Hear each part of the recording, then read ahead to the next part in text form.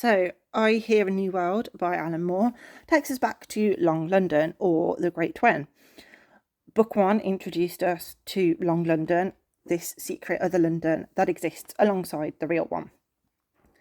In a post-war Britain, Dennis Knuckleyard, an awkward young bookseller's assistant, accidentally comes into possession of a dangerous occult book that simply should not exist. And things very quickly spiral out of control. What begins as a relatively simple errand ends up with run-ins with gangsters, mystics, writers, and bizarre supernatural entities. Dennis is pulled into this chaotic hidden world beneath London's surface. So, as I say, I Hear a New World sees us returning to Long London and takes place almost a decade later in 1958.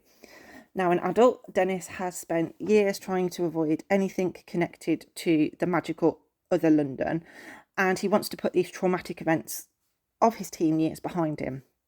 However, he discovers that a mysterious key that he secretly kept from Long London has resurfaced and is now creating absolute chaos. The key creates a series of magical disturbances in ordinary London and brings with it strange creatures and these occult forces. Attempting to hide from it all, Dennis is forced back into Long London to save the lovely Grace Shilling, his former love interest.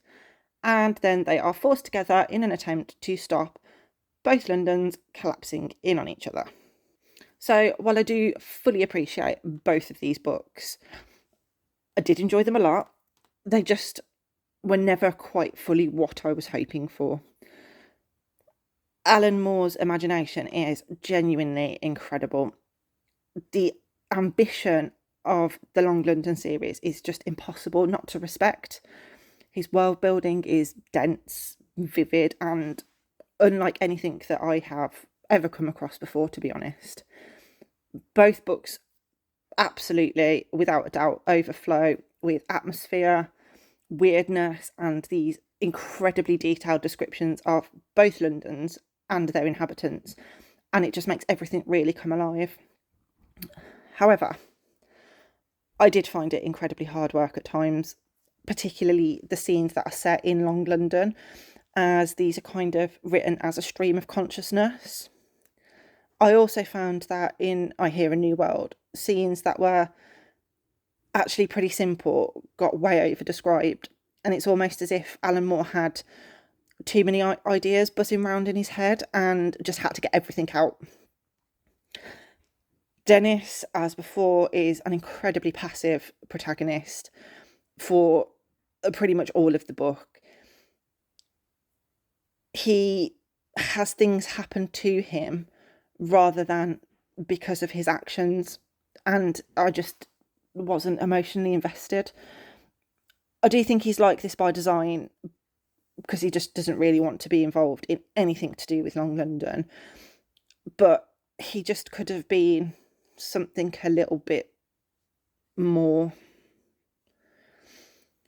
One massive gripe that I had with this book was the sex scenes. Yep, you heard that right. There is sex scenes. They are way over-described, too full of metaphor, and it ended up making it feel a little bit gross and awkward. It almost felt as though these bits had been kind of shoehorned in to maybe appeal to a whole other market of readers that maybe haven't found Long London yet, but it actually just doesn't work, and it was incredibly unappealing. That being said, I did enjoy most of both of the books, especially the setting and the just absolute sheer originality, but they also felt overly long, messy, and a little bit inaccessible at points. There were huge chunks where I kind of just glazed a little bit and most likely skim read, but then once I kind of got back into it, I didn't feel like I'd missed anything. It's definitely a series for anybody who is looking for something incredibly unique, ambitious, and undeniably epic, but it just wasn't quite what I was looking for.